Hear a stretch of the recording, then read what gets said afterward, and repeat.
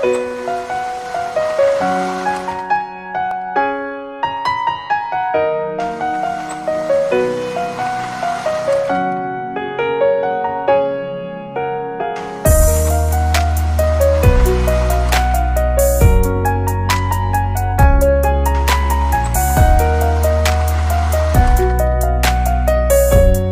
today's chapter is chapter number 3 from our history book.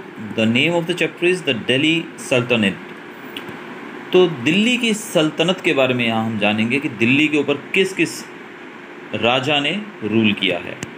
So let's start from the Turkish rule in India. When Muhammad Ghori died in 1206 CE, he left no heir behind.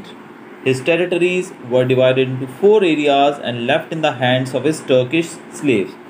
तो जब मोहम्मद गौरी जो थे उनकी मृत्यु हुई 1206 में, तो उनका कोई हायर नहीं था, यानी कि उनका कोई उत्तराधिकारी नहीं था, कोई उनका बेटा या ऐसा व्यक्ति नहीं था जो उनकी जगह गद्दी पर बैठ सके.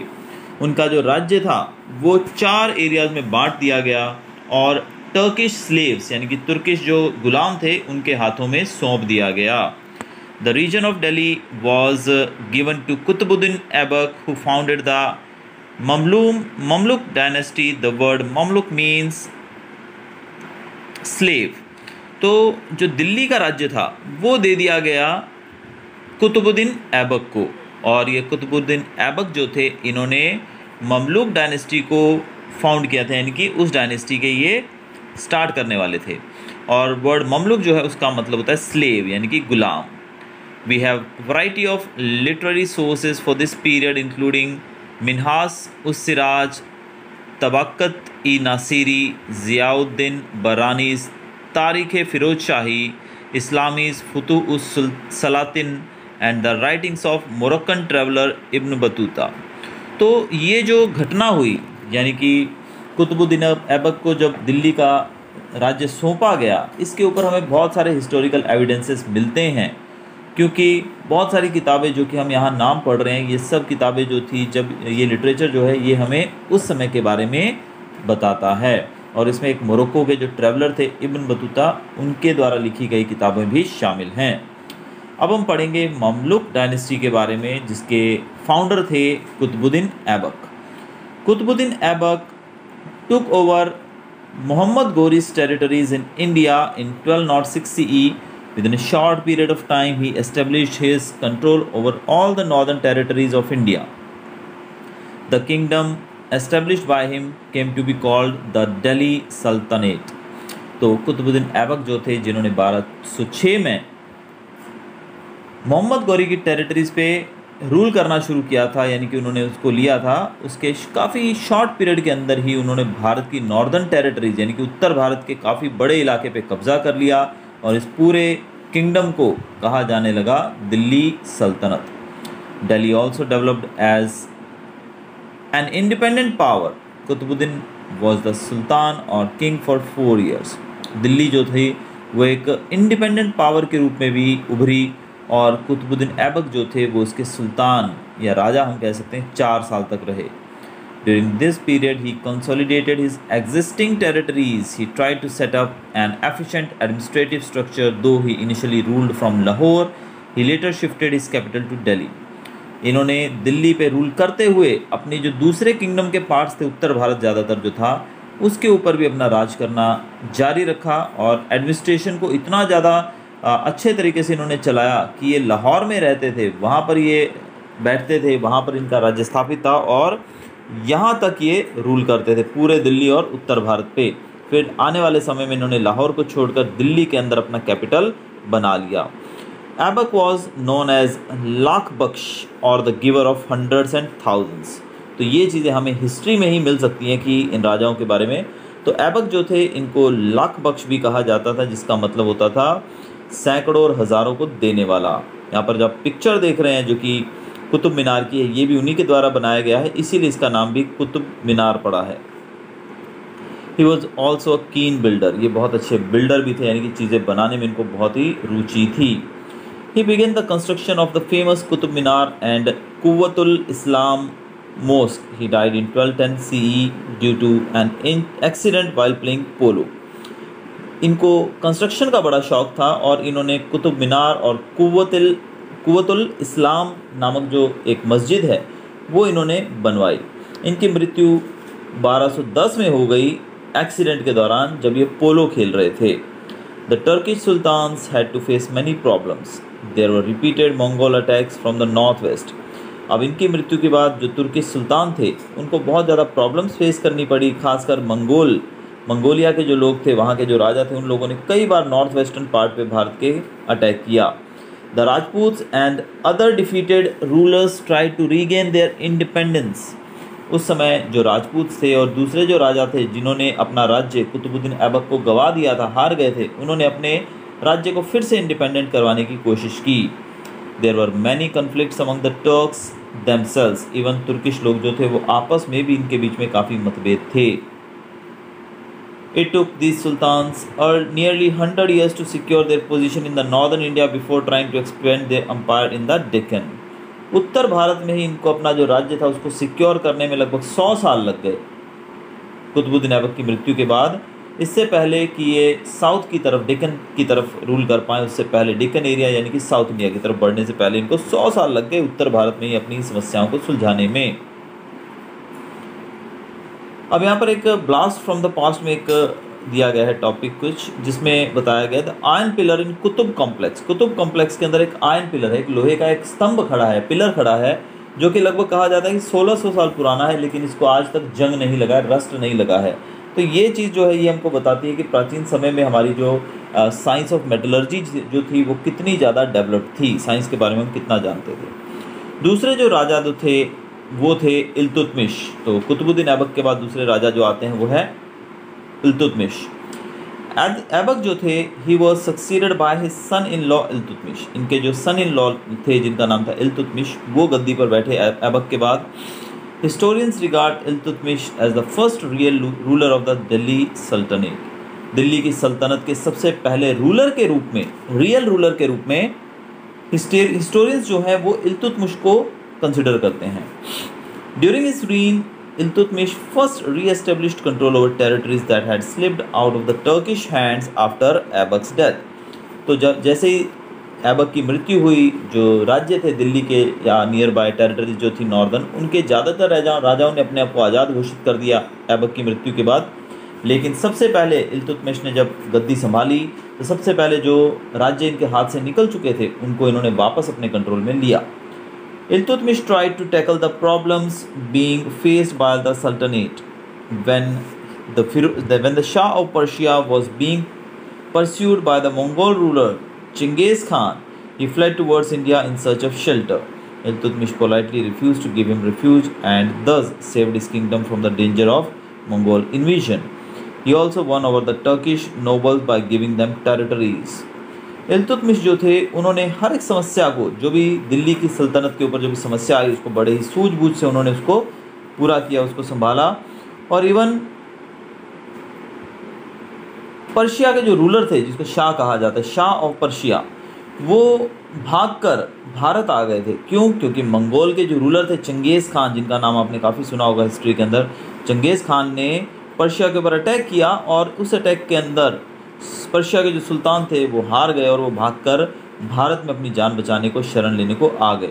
लेकिन इल्तुतमिश ने उनको शरण देने से मना बोल दिया और इस प्रकार से अगर वो शरण दे देते तो शायद मंगोल जो थे चंगेज़ खान वो भारत पे भी अटैक कर देते। तो इस प्रकार इन्होंने अपने राज्य को मंगोल अटैक से बचाया। इसके साथ साथ इन्होंने टर्किश नोबल्स, जो कि एक अलग कास्ट आती है टर्किश के अंदर ही, उनको भी कुछ टेरिटरीज बांट दी और इस प्रकार से उनको भी अपने साथ मिला लिया। Iltutmish defeated and seized the Rajput kingdoms of Ranthambore, Mandor, Jalor, Bayana and Thangir. इसके साथ साथ इल्तुतमिश ने राजपूत राजाओं के जो राज्य थे, जिनका नाम अभी मैंने पढ़ा, इनको भी उन्होंने अपने कब्जे में ले लिया। He made Bihar and Bengal part of the Sultanate by crushing the revolts there. इन्होंने बिहार और बंगाल को भी वहाँ पर होने वाली जो क्रांति थी उसको दबाकर अपने राज्य के अंदर शामिल कर लिया। इनकी मृत्यु हुई 1236 में। तो उससे पहले ही nominated his daughter Razia as his successor. इनकी मृत्यु 1236 में हुई, उससे पहले इन्होंने अपनी बेटी रजिया नाम था जिनका, उनको अपनी गद्दी का उत्तराधिकारी बना दिया। यहाँ पर आप जो पिक्चर देख रहे हैं ऊपर, the tomb of Iltutmish at the Qutub Minar complex, यहाँ पर जो ये पिक्चर है ये इल्तुतमिश की टॉम्ब है जो कि कुतुब मीनार कॉम्प्लेक्स के अंदर है। अब हम पढ़ेंगे रज़िया सुल्तान के बारे में। Though Razia was appointed as the sultan by Iltutmish, the powerful nobles at the court were unable to accept a woman as the ruler. Some say that the nobles were extremely jealous of the high position occupied by Yakut, Razia's Ethiopian slave. The nobles rebelled against Razia and she was overthrown and killed. Razia Sultan जो थी वो जब गद्दी पर बैठी उनकी मृत्यु के बाद, अपने पिता की मृत्यु के बाद, तो जो नोबल्स थे यानी कि जो टर्किश नोबल्स थे जिनको इल्तुतमिश ने कुछ राज्य बांट कर अपने साथ मिलाया था, वो लोग इस बात से खुश नहीं थे। उनको ऐसा लग रहा था कि भाई एक वुमेन हम पे रूल करेगी, एक महिला रूल करेगी। लेकिन कुछ इतिहासकार ये भी बताते हैं कि वो रज़िया के राजा बनने से नाखुश नहीं थे, बल्कि वो इस बात से नाखुश थे कि रज़िया का एक गुलाम था जिसका नाम था याकुत, उसको काफ़ी ऊंची पोजीशन दी गई थी दरबार के अंदर। तो इस बात से जो नोबल्स थे वो काफ़ी नाराज़ थे, इसीलिए इन लोगों ने मिलकर एक रिबिलियन किया यानी कि विद्रोह क्रांति की, जिसमें रज़िया को गद्दी से हटा दिया गया और उसको मार दिया गया। अगले जो रूलर हम पढ़ेंगे वो हैं गियासुद्दीन बाबन। इसको प्रोनाउंस करेंगे हम बालबन, लेकिन प्रोनाउंसिएशन बाबन ही रहेगा, लेकिन ये बालबन लिखा जाता है। Razia's death was followed by a struggle for power between a group of powerful Turkish nobles called the Çahalgani or the 40 nobles. One of the prominent members of this group was Balban. Razia की मृत्यु के बाद power यानी कि अब राजा तो मर गया, यानी कि रज़िया की मृत्यु हो गई, तो इसके बाद अब रूल कौन करेगा, इसके लिए टर्किश नोबल्स जो थे उनके अंदर एक ग्रुप था। इन लोगों में आपस में काफ़ी लड़ाइयाँ हुई और एक ग्रुप था जिसको कहा जाता है चाहलगनी और द 40 नोबल्स इसको कहा जाता है। ये जो ग्रुप है इसका एक प्रोमिनेंट मेंबर था जिसका नाम था Balban. Although Razia was succeeded by her brother Nasiruddin Mahmud. Razia के बाद गद्दी पर तो वैसे बैठे Nasiruddin Mahmud, the young prince was inexperience, लेकिन नसीरुद्दीन महमूद जो थे वो एक्सपीरियंस्ड नहीं थे, उनको बिल्कुल भी एक्सपीरियंस नहीं था राज्य चलाने का।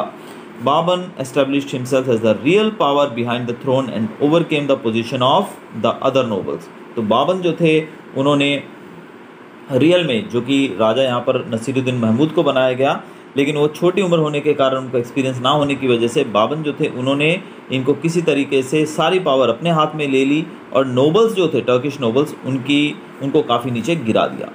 Having established himself in a position of power, he declared himself to be the Sultan in 1265 CE.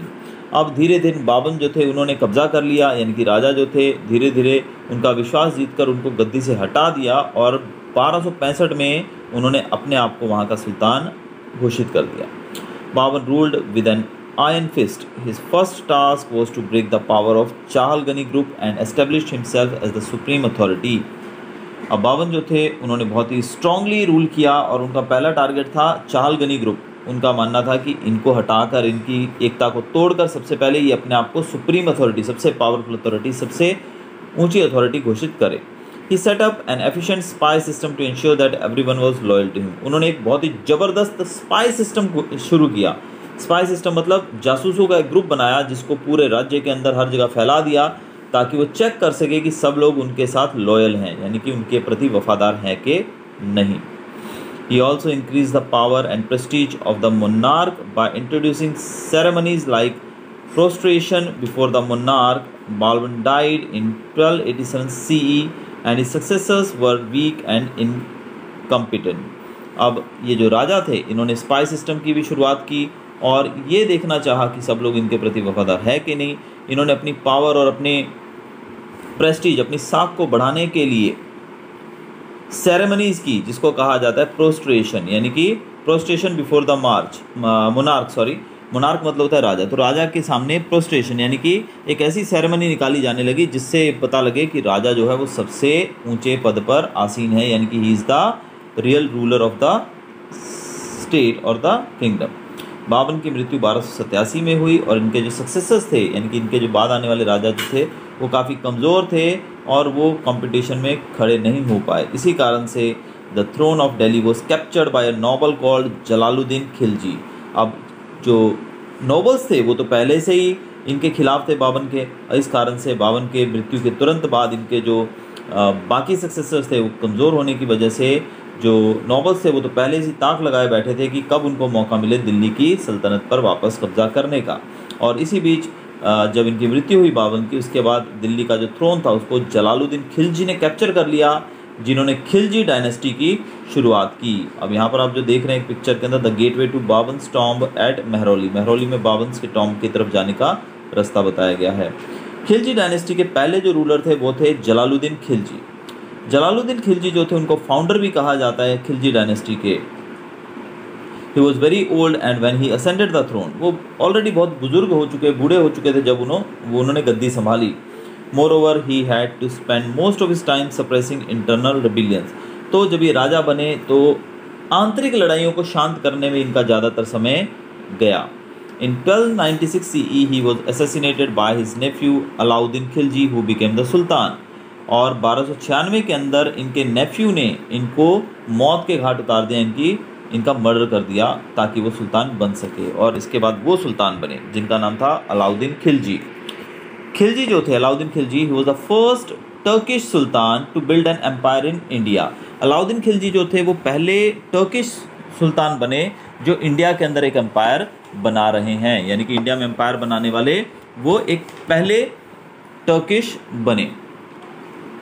He was a brilliant general and shrewd administrator. Under him, the Delhi Sultanate witnessed a period of territorial expansion. वो एक बहुत ही सक्षम राजा थे, brilliant general थे और एक बहुत अच्छे से एडमिनिस्ट्रेट करने वाले एक व्यक्ति थे। और इनके दौरान जब ये रूल कर रहे थे उस समय जो दिल्ली का जो रूल वो था टेरिटरी, वो बहुत एक्सपैंड हुई, यानी कि खिलजी राजाओं ने काफ़ी लंबे चौड़े एरिया पे कब्जा कर लिया। His first campaign was against Gujarat. इन्होंने सबसे पहले गुजरात के ऊपर अटैक किया and he may have been attracted by its tremendous wealth and the prosperity of its maritime trade। तो उस समय गुजरात आपको पता है कि जैसे कि लोथल जैसी जगह थी जो कि पोर्ट्स थी, काफ़ी रिच कंट्री था, रिच स्टेट था हमारा गुजरात। तो इन्होंने गुजरात की तरफ सबसे पहले उसकी वेल्थ और प्रोस्पेरिटी को देखते हुए हमला किया। And Alauddin then went on to seize Malwa in the west. फिर ये मालवा की तरफ गए वेस्ट में। Then Ranthambore, Chittor and Jalore, these places are in Rajasthan. तो इन जगहों पे इन्होंने हमला किया और इस पर कब्जा किया। In 1306 CE Alauddin invaded Devagiri in the Deccan. 1306 में इन्होंने देवगिरी नामक प्लेस जो कि साउथ इंडिया में डेक्कन में है उस पर कब्जा किया। The campaign was led by trusted general Malik Kafur. इनका जो कैंपेन था, यानी कि साउथ की तरफ जब इन्होंने हमला किया तो इनके जो कैंपेन का, जो साउथ की तरफ बढ़ने का इनका जो कैंपेन था, उसके जो रूलर थे, उसके जो लीडर थे, उनका नाम था, एक सक्षम काफ़ी ट्रस्टेड जनरल थे आर्मी के, जिनका नाम था Malik Kafur. Devagiri was easily defeated and annexed. और इसी के फलस्वरूप देवगिरी को आसानी से डिफीट किया गया और उसको अपने राज्य में मिला लिया गया। As a result Malik Kafur was given the charge of all the southern campaigns. अब इससे खुश होकर अलाउद्दीन खिलजी ने इनको पूरे साउथ इंडिया का जो कैंपेन था उसका चार्ज इनको दे दिया। His armies went on to subdue Warangal and the Hoysala kingdom. इनकी आर्मी ने वारंगल और होयसाला किंगडम पे भी कब्जा कर लिया। The campaign earn the sultanate a huge बूटी। Alauddin did not bring all these territories under his direct control. Their rulers accepted him as their superior and paid tributes to him. अब राजा जो थे, जहाँ जहाँ भी इन्होंने कब्जा किया, जीतते गए, वो राजाओं ने, अलाउद्दीन खिलजी ने उन राज्यों को अपने रूल के अंडर नहीं लिया, बल्कि वो राजा जो थे उन्होंने इनकी सुपीरियरिटी को, इनकी प्रभुता को इन्होंने मान लिया और बदले में ही उनको टैक्स, काफ़ी सारी चीज़ें वो देते थे। लेकिन मतलब ही वॉज द विनर, वो रूलर थे इसके इनडायरेक्टली, लेकिन वहाँ के राजा थे वही रूल कर रहे थे, वो रूल करते थे और बदले में उनको बहुत सारे टैक्सेस और गिफ्ट्स वगैरह पहुँचाते थे, जो ये बताते थे कि Alauddin Khilji was their true ruler, real ruler. Alauddin Khilji kept the nobility under his control with the help of his spy system। अब उस समय देखिए स्पाई सिस्टम बहुत कारगर था और खिलजी जो थे उन्होंने स्पाई सिस्टम के द्वारा नोबिलिटी को, नोबल्स को अपने अंडर रखा। He was against excessive indulgence and band wine parties among the nobles. ये जो इस तरह के रीति रिवाज होते हैं, वाइन पीना वगैरह, इस तरह की चीज़ों के ये खिलाफ थे और इसीलिए इन्होंने उसको बैन कर दिया। He himself stop drinking wine, वो खुद भी वाइन नहीं पीते थे। He died in 1316 CE. His death hastened the end of Khilji dynasty and paved the way for the rise of the Tughlaqs। 1316 में इनकी मृत्यु हुई। इसके बाद जो खिलजी डायनेस्टी थी उसका एंड तय हो गया और एक नया रास्ता खुला तुगलक डायनेस्टी के लिए। Now next we'll be studying about the Tughlaq dynasty and the first ruler is Ghiyasuddin Tughlaq। Next topic is case study the Tughlaq dynasty. तो इनके जो पहले जो रूलर थे तुगलक डायनेस्टी के, वो थे Ghiyasuddin Tughlaq. Ghiyasuddin attend the throne in 1320 CE to improve the state's finances. He encouraged agriculture and tried to increase the land under cultivation. तो गियासुद्दीन जो थे, जब वो गद्दी पर बैठे, जब वो तख्त पे बैठे 1320 में, तो स्टेट के फाइनेंसेस यानी कि इनकम को सुधारने के लिए, फाइनेंशियल कंडीशन जो थी स्टेट की उसको सुधारने के लिए उन्होंने एग्रीकल्चर को सपोर्ट किया, एनकरेज किया, बढ़ावा दिया, और कल्टीवेशन यानी कि खेतीबाड़ी के लिए जो ज़मीन यूज़ की जाती है उसको और ज़्यादा बढ़ाने की कोशिश की। उन्होंने तेलंगाना, जजनगर एंड द बंगाल, ये जो 3 किंगडम थे, इनको भी अपने राज्य के अंदर मिला लिया। He died in 1324 CE and was succeeded by his son Mohammad bin Tughlaq. इनकी मृत्यु 1324 में हुई और उसके बाद इनके पुत्र जो थे, इनका बेटा जो था जिसका नाम था मोहम्मद बिन तुगलक, वो गद्दी पर बैठे। Mohammad bin Tughlaq was a ruler as well as a scholar. वो एक बहुत ही विद्वान व्यक्ति थे और रूलर भी थे यानी कि राजा भी थे। He was interested in logic, grammar, science and literature. He had a deep sense of justice and an open mind. वो साइंस, लिटरेचर के अंदर, ग्रामर के अंदर काफ़ी रुचि रखते थे। उनको न्याय बहुत प्यारा था और बहुत ही ओपन माइंडेड किस्म के इंसान थे, वो न्यायप्रिय थे। Mohammad bin Tughlaq empire included the Deccan, the southern states, Orissa and Bengal. Bengal, Orissa, south की स्टेट्स, डेक्कन के कुछ एरियाज भी इनके राज्य में शामिल थे। He administered the Deccan and the south directly. We get to know about his dream from the writings of Ibn Battuta who visited India during this time. तो इन्होंने डेक्कन और साउथ इंडिया पे डायरेक्टली रूल किया था और इनके बारे में, इनके राज्य के बारे में, इनके काल के बारे में जब ये रूल कर रहे थे उसके बारे में हमें इब्न बतूता के द्वारा लिखी गई काफ़ी सारी जो किताबें थी, जब वो भारत आए उन्होंने क्या क्या चीज़ें देखी थी, उसके हिसाब से जो भी हमें पता लगता है उससे हमें काफ़ी जानकारी इनके काल के बारे में मिलती है। Let us now look at some measures undertaken by Muhammad bin Tughlaq and how they affected the people. अब कुछ स्टेप्स उन्होंने उठाए थे खेतीबाड़ी को सुधारने के लिए सरकार। अब वो कौन से स्टेप्स थे, क्या थे, वो हमें यहाँ पर पढ़ने को मिलेंगे, क्या उन्होंने किया और उससे लोगों के जीवन पर क्या प्रभाव पड़ा। He is remembered for his decision to shift the capital from Delhi to Devagiri, which he remained Daulatabad. उनको याद किया जाता है क्योंकि उन्होंने दिल्ली से कैपिटल जो अपनी थी उसको देवगिरी में शिफ्ट कर दिया, जिसको आज हम दौलताबाद के नाम से जानते हैं।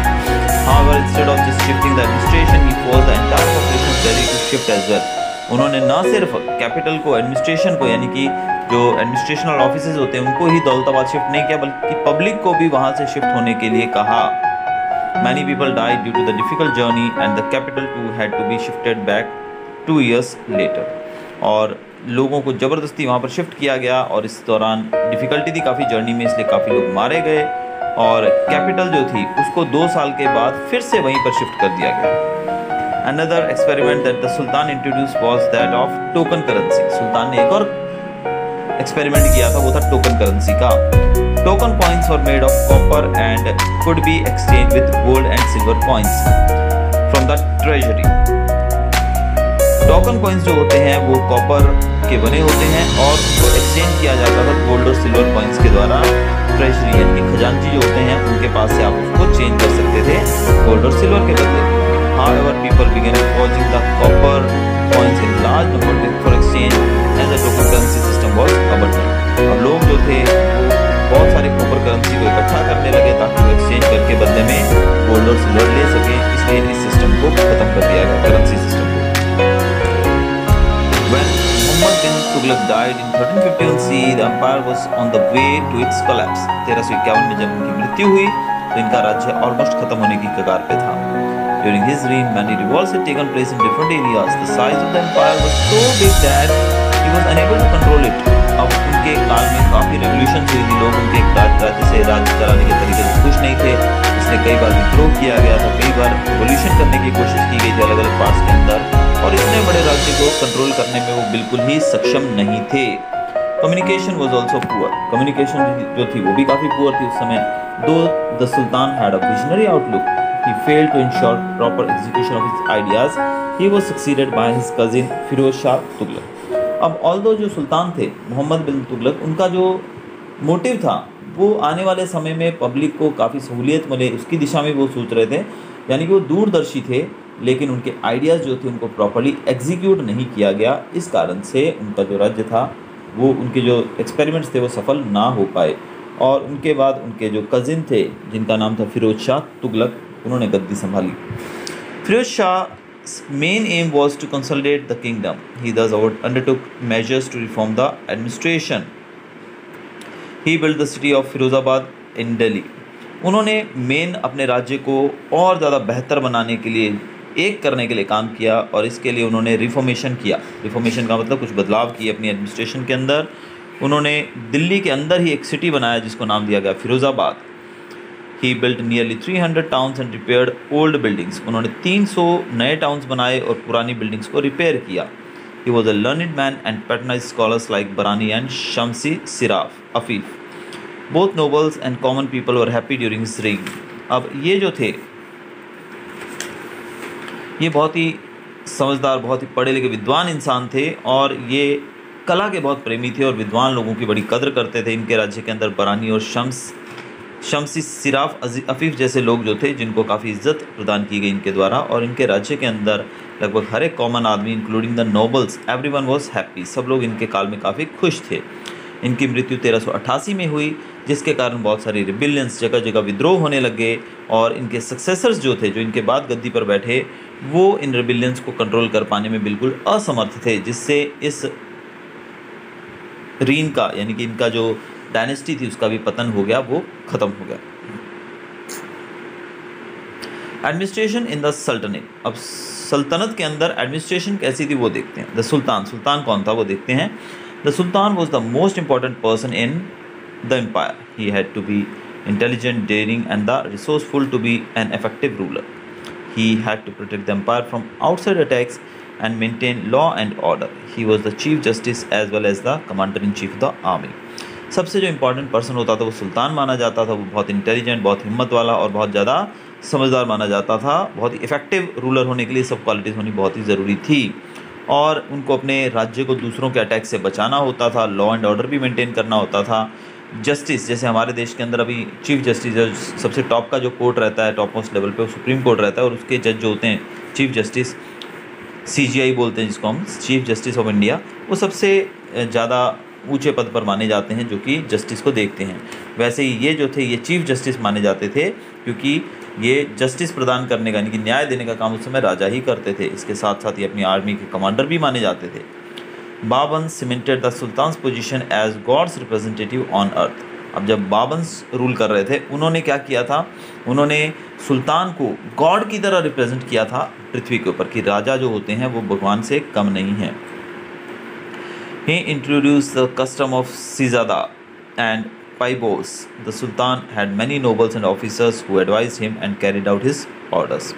इन्होंने सिजदा, जिसको हम बोलते हैं lying on the ground at the feet of the Sultan, यानी सुल्तान को झुक कर, लेट कर उनके पाँव में सलाम करना, उनसे आशीर्वाद लेना, तो ये तो हम गॉड के सामने ही करते हैं, लेकिन इन्होंने राजा को ही गॉड बताया था। इस कारण से इस प्रकार से सजदा लोग इनको करते थे। इसके बाद लिखा है पाइबोस, जिसको या सुल्तान के पैरों को चूमना, तो लोग जो थे उनको इतना ज़्यादा गॉड की तरह मानते थे कि उनके पाँव को चूमते थे।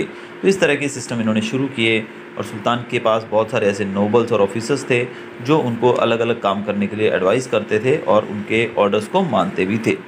नोबल्स और ऑफिशियल्स की बात करते, तो ये तो हमने सुल्तान के बारे में देखा, और देखा कि सुल्तान जो है वो मोस्ट इंपॉर्टेंट पर्सन माना जाता था राज्य के अंदर। नोबल्स की बात करेंगे और साथ में officials. Those who held important military and civilian posts in the government were part of the nobility.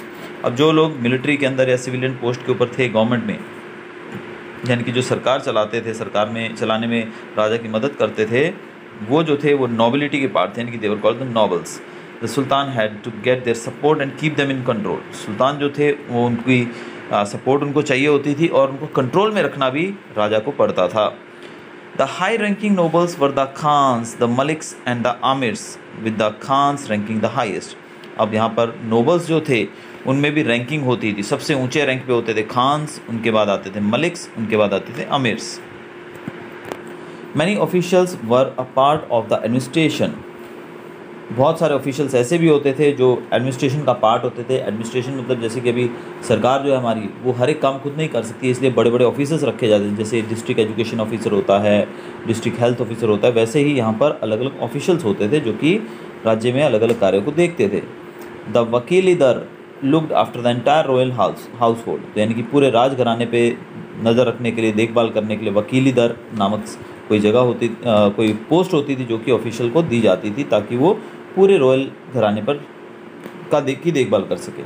The Amir i Hijab Hajib was the master of ceremonies at the court, तो कोर्ट के अंदर जो भी सेरेमनीज होती थी उनको ऑर्गेनाइज करने का जो जिम्मा होता था वो होता था आमिरी हजीब के ऊपर। All petitions to the sultan were submitted through him, और जितनी भी जो पिटिशन जो लोग अपनी गुहार लेकर आते थे, अपनी एप्लीकेशंस लेकर आते थे ताकि वो राजा से मिलकर उनसे न्याय की डिमांड कर सकें, वो सारी जो एप्लीकेशंस होती थी, पिटिशन, वो सब आमिरी हजीब के द्वारा ही आगे राजा तक पहुंचाई जाती थी। द वज़ीर was the most important officer of the court, वज़ीर जो होता था वो कोर्ट का सबसे इंपॉर्टेंट पर्सन माना जाता था। He was the head of Wizarat, वो फाइनेंस डिपार्टमेंट का पूरा जो खजाना होता है, फाइनेंस जो होता है, वो उसका हेड माना जाता है, जिसको विजारत कहा जाता है, इसीलिए उसको वज़ीर कहा जाता है।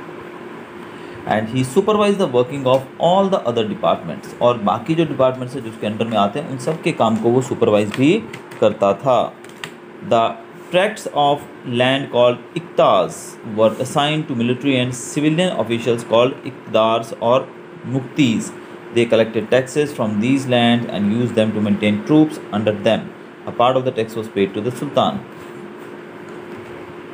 लैंड के जो टुकड़े होते थे जिनको इक्तास कहा जाता था, वो मिलिट्री और सिविलियन ऑफिशियल्स, यानी कि मिलिट्री के जो ऑफिसर्स होते थे और सिविल ऑफिसर्स जो होते थे उनको दिया जाता था, उनको उसका ओहदा दिया जाता था जिसको कहा जाता था इक्तदार्स या फिर मुक्तीज। उनका काम होता था जो भी लैंड है उसके लिए, जो भी लैंड पे खेती कर रहे हैं लोग, उनसे टैक्स कलेक्ट करना और उस टैक्स का यूज़ करके अपनी मिलिट्री को बनाए रखना, उसकी ज़रूरतों को पूरा करना, और बदले में राजा को भी कुछ टैक्स वो देते थे, सुल्तान को भी। अब आर्मी की बात करते हैं। The sultan could remain powerful as long as he had a strong army by his side. राजा तब तक ही अपनी साख बचाए रख पाता था जब तक उसके पास स्ट्रॉन्ग आर्मी होती थी। The army consisted of the infantry और फुट सोल्जर।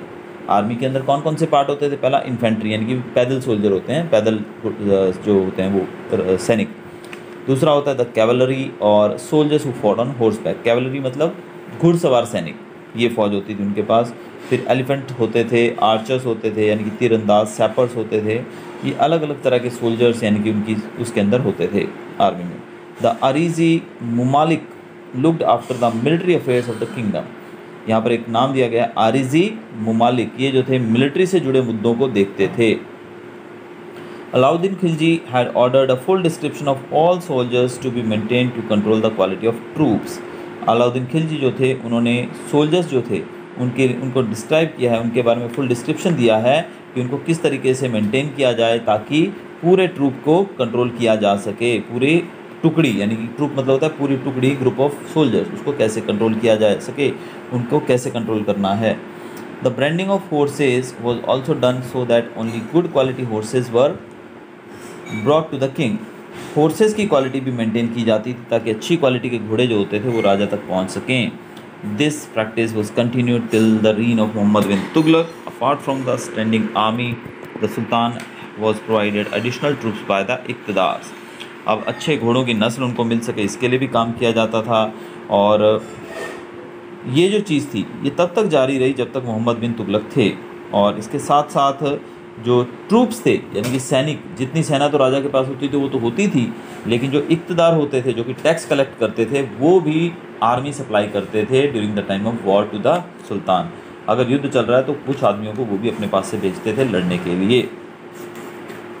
आगे है division of the empire. Empire जो था वो प्रोविंसेस में बटा हुआ था। प्रोविंसेस जिसको हम सूबा बोलते हैं, विच वर फर्दर डिवाइड टू शिक्स। जैसे कि हमारे यहाँ पर आज कंट्री है, फिर स्टेट है, फिर डिस्ट्रिक्ट है, तालुका है, वैसे ही उस समय जो था एम्पायर डिवीज़न कैसे किया जाता। पहले होते थे प्रोविंसेस, प्रोविंसेस के अंदर होते थे शिक्स, और शिक्स जो होते थे उनको बांटा जाता था परगनास के अंदर, और परगनास के अंदर बहुत सारी विलेजेस आती थी।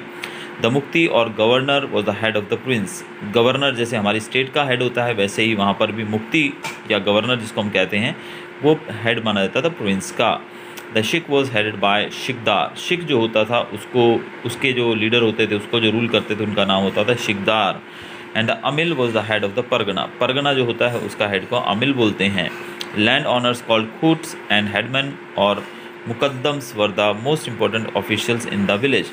लैंड ऑनर्स जिनको हम बोलते हैं ज़मींदार, जिनको उस समय खुद कहा जाता था, वो जो होते थे वो बहुत इंपॉर्टेंट पर्सन माने जाते थे विलेज के अंदर। और हेडमैन यानी कि विलेज का जो सरपंच होता है, जिसको उस समय मुकद्दम कहा जाता था, वो भी बहुत इंपॉर्टेंट पर्सन माना जाता था विलेज के अंदर। तो हमने पूरी लाइफ के बारे में देखा कि राजा इंपॉर्टेंट होता है, फिर ऑफिशियल्स देखा, फिर कैसे मिलिट्री थी इंपॉर्टेंट, और जुडिशरी के बारे में हम आगे जानेंगे। The sultan was the head of the judiciary. He was aided by legal officers like the Qazi ul Mumalik, the chief judge of the Sultanate. The chief Qazi headed the legal system and heard appeals from the lower courts. Ibn Battuta, the Moroccan traveller who visited the court of Muhammad bin Tughlaq, was a Qazi in his court for 8 years. सुल्तान जो था वही judiciary यानी कि न्याय तंत्र का सबसे ऊंची पोस्ट पे जो व्यक्ति होता था, हेड होता था, वो सुल्तान ही होता था। और उसके साथ कुछ ऑफिशियल्स होते थे, जिनमें जो ऑफिसर होता था, लीगल ऑफिसर, जिसको कहा जाता है काजी उल मुमल्लिक। ये जो होते थे ये चीफ जज थे सल्तनत के, यानी चीफ जज के रूप में ये काम करते थे। और चीफ काजी जो होता था वो पूरे सिस्टम का हेड होता था। लोअर कोर्ट्स के अंदर की गई जो भी अपील्स होती थी वो वहाँ से आगे इनके पास शिफ्ट होती थी। मोरक्को के जो ट्रैवलर थे इब्न बतूता, वो इनके कोर्ट में आए थे मोहम्मद बिन तुगलक के, और यहाँ पर वो काजी के रूप में लगभग 8 साल तक काम कर गए थे। आगे है the royal house hold.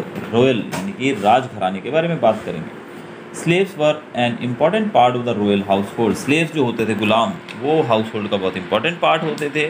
It is said that Alauddin Khilji had 50,000 slaves. माना जाता है कि खिलजी के पास 50,000 गुलाम थे। स्लेव्स जो होते थे वो उनके पर्सनल बॉडीगार्ड के तौर पे काम करते थे, और इवन एडमिनिस्ट्रेटिव ऑफिसर्स के रूप में भी वो काम करते थे। Workshops called karkhanas were set up to meet the needs of royal household. उस समय वर्कशॉप्स लगाई जाती थी जिसको कहा जाता था कारखानाज, वो सेटअप किए जाते थे ताकि रॉयल घराने की ज़रूरतों को पूरा किया जा सके कारखानों की मदद से। They were headed by nobles called maliks. इनके जो हेड होते थे कारखानों के वो होते थे Malik's. They produced items such as cloth, embroidered brocades and paintings. They also made items for the military. Each कारखाना had a separate accounts office.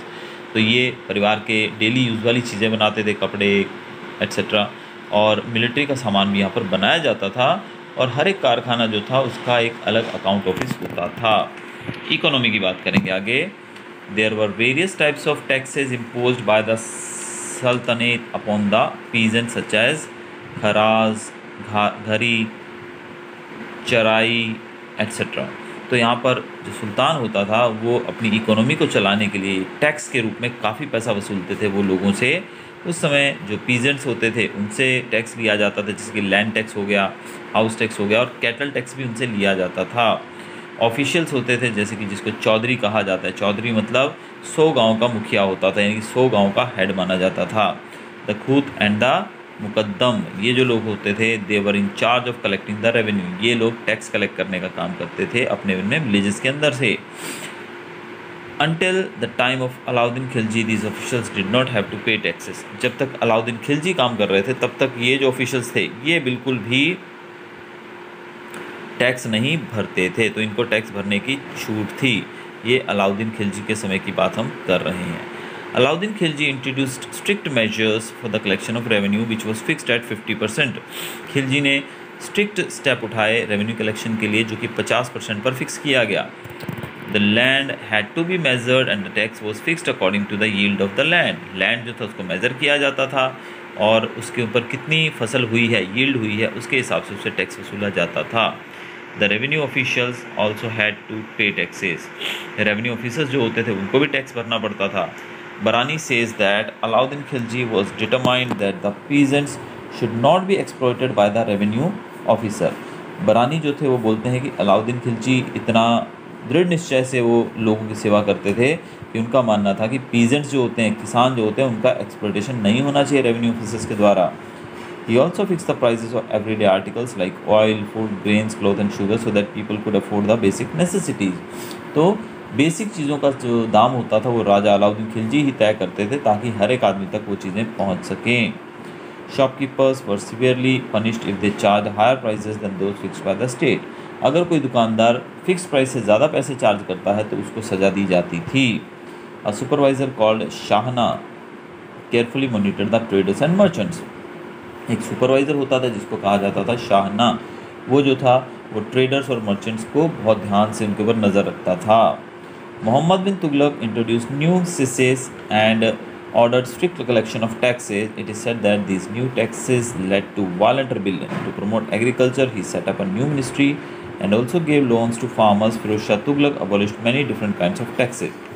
तो मोहम्मद बिन तुगलक जो थे उन्होंने नया टैक्स कलेक्शन का एक स्ट्रिक्ट ऑर्डर सेट किया और इसके बाद कहा जाता है कि बहुत जगहों पर वायलेंट रिबिलियंस भी होने लगे, यानी कि विद्रोह भी होने लगे. लोगों ने इसका विरोध किया और इन्होंने एग्रीकल्चर को प्रमोट भी किया और नई मिनिस्ट्री भी सेट की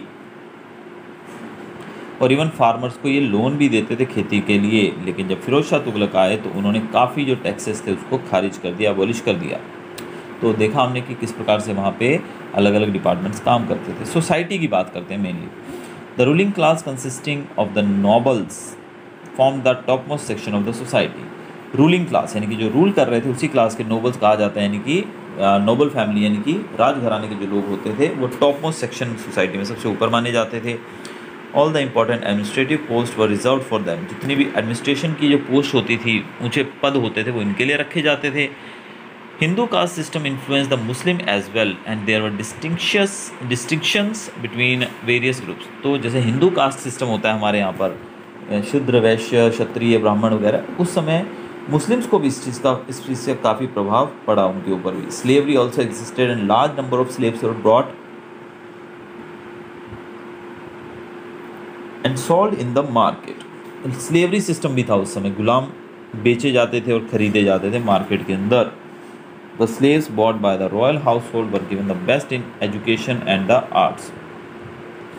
जो स्लेव्स रॉयल घराने के लोग खरीदते थे उनको एजुकेशन और आर्ट्स वगैरह की पढ़ाई फ्री करवाई जाती थी. Loyal slaves often rose up the ranks in the army and administration.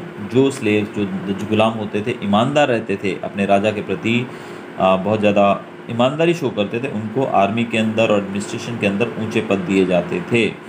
The peasants lived a life of poverty as they had to pay high taxes. किसान जो होते थे उनका जीवन गरीबी में पलता था क्योंकि उनको बहुत ज़्यादा टैक्स पे करना पड़ता था. They lived at the mercy of the revenue officials who exploited them and extracted high amount of revenue from them. उनको रेवेन्यू ऑफिसर्स जो होते थे, जो टैक्स कलेक्टर्स जो होते थे, उनकी दया पे जीना पड़ता था, जो उनसे बहुत ज़्यादा पैसा हड़पते थे. Invasions of Timur. तिमूर की इन्वेजन्स के बारे में सीखते हैं अभी. After the decline of Tughlaq dynasty. तो तुगलक डायनेस्टी का जब खात्मा हुआ, अंत हुआ, तिमूर जो थे उन 1398 में उन्होंने दिल्ली के ऊपर कब्जा कर लिया, हमला कर दिया उन्होंने यहाँ पर, वो यहाँ घुसा. Timur claim to be a descendant of Chingez Khan. माना जाता है कि तिमूर जो है वो चिंगेज़ खान के ही वंशज थे. He was the founder of Timurid dynasty in Central Asia. ये जो थे इन्होंने तिमूरिद डायनेस्टी को फाउंड किया है सेंट्रल एशिया के अंदर. He had heard about the famed wealth of Delhi. इन्होंने दिल्ली की, भारत कितना अमीर है इसके बारे में सुना था. The last ruler of the Tughlaq dynasty Nasiruddin did nothing to resist him. तो तुगलक डायनेस्टी के जो लास्ट रूलर थे उनका नाम था नसीरुद्दीन. उन्होंने तिमूर की इन्वेजन्स को रोकने के लिए कोई कदम नहीं उठाया. दस ही सैक्ड एंड प्लंडर्ड दिल्ली. इस कारण से जो तिमूर थे उन्होंने दिल्ली पे हमला किया और दिल्ली को बहुत ज़्यादा नुकसान पहुंचाया. Thousands of people were killed and many more were enslaved. हज़ारों की संख्या में लोग मारे गए और बहुत सारे लोगों को गुलाम बना लिया गया. On his return Timur sacked and plundered Firozabad, Meerut, Haridwar, Kangra and Jammu. जब तिमूर वापस गए दिल्ली पर अटैक करने के बाद, तो वापस जाते आते उन्होंने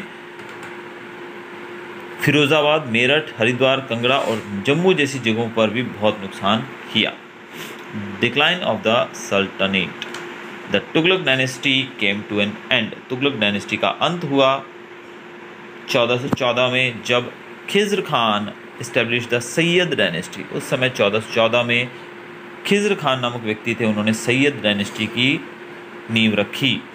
however this too was a weak dynasty, ये जो डायनेस्टी थी ये काफ़ी कमज़ोर डायनेस्टी थी। And this was overthrown by Bahlol Lodi, इसको बहलोल लोदी नामक एक रूलर ने इनको हरा दिया, इन राजाओं को। सैयद डायनेस्टी के जो राजा थे खिज़र खान जिन्होंने शुरू किया था, तो ये जो डायनेस्टी थी ज़्यादा समय नहीं टिक पाई और बहलोल लोदी ने 1491 में इनको हटा दिया और लोदी डायनेस्टी की नींव रखी। So the Lodi dynasty ruled from 1451 to 1526 C. Lodi dynasty जो थी वो 1451 से 1526 तक उन्होंने रूल किया। The most capable ruler of Lodi dynasty was Nizam Khan. इस डायनेस्टी के सबसे जो ताकतवर और कैपेबल रूलर के रूप में जिसको याद किया जाता वो है Nizam Khan. The last ruler of the dynasty Ibrahim Lodi was defeated by Babur in 1526 CE in the first battle of Panipat. The sun had set on the Delhi sultanate after a reign of 3 centuries। तो दिल्ली में जो दिल्ली की सल्तनत थी उसका सूरज 300 साल के बाद डूबा, क्योंकि यहाँ पर जो अंतिम रूलर थे इब्राहिम लोदी, लोदी डायनेस्टी के लास्ट रूलर थे, इनको बाबर ने 1526 में पहली जो बैटल थी पानीपत की उसमें इनको हरा दिया और इस प्रकार दिल्ली की सल्तनत जो थी वो पूरे तरीके से समाप्त हो चुकी थी। So that's all for the chapter.